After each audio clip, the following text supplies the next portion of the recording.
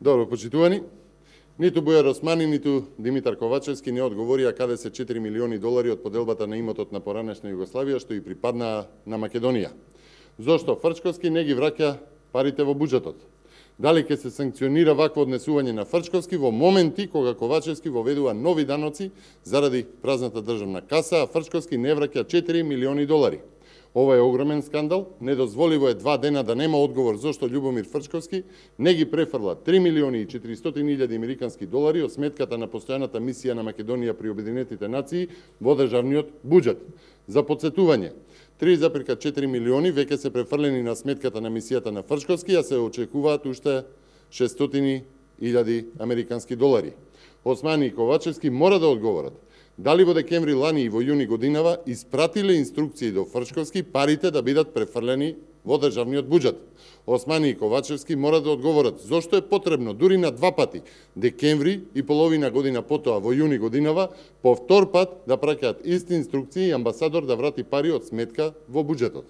Дали Фрчковски одбива соработка со Министерството и со владата? Дали е тоа дозволено самоволие и непочитување на инструкции од Фрчковски? Парите не ги префрла во буџетот на државата, тоа одбива да го направи и ги држи на сметка на мисијата.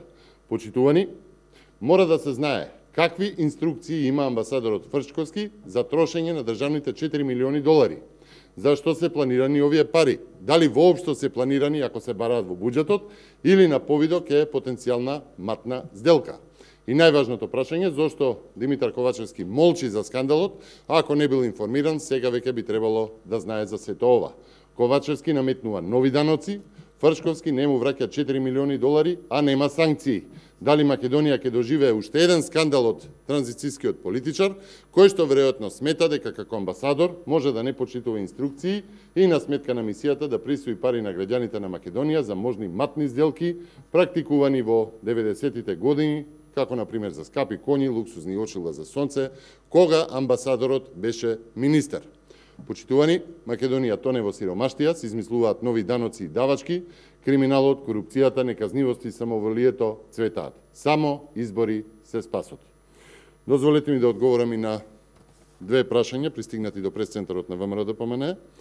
Зошто инсистирате на предвремени парламентарни избори сега? Почитувани, Македонија и граѓаните бараат брзи избори, тоа се гледа во анкетите, нема доверба во власта и Македонија оди во погрешна насока. Едноставно, неодржлива е состојбата на економски, образовен и секој аспект, а и секој ден со криминалот и корупцијата сме се подалеку од Европската Унија. Власта на ДУИ и СДС со уставните измени ја матат јавноста повеќе од цела година.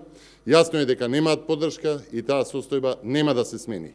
Напротив, ова е тактика на ДУИ и на СДС за купување време, да предвремените избори станат временски, безпредметни. Но во меѓувреме Македонија секојдневно тоне, се подлабоко во кризи, тоа допрва граѓаните ќе го почувствуваат на есен и зимата, а сето тоа дополнително ќе не оддалечи од Европската Унија, имајќи ги предвид роковите за избори во Македонија и во Европската Унија. Ви благодарам да одговорам и на второто прашање пристигнато од Алсат телевизија. Се одржуваат ли неформални средби власт опозиција под странско посредништво, како што во интервју кажа Стево Пендаровски? Почитувани, би било добро Стево Пендаровски да види што се случува во дипломатијата, наместо да биде извор на лажни вести. Такви средби, формални или неформални, нема. Ви благодарам.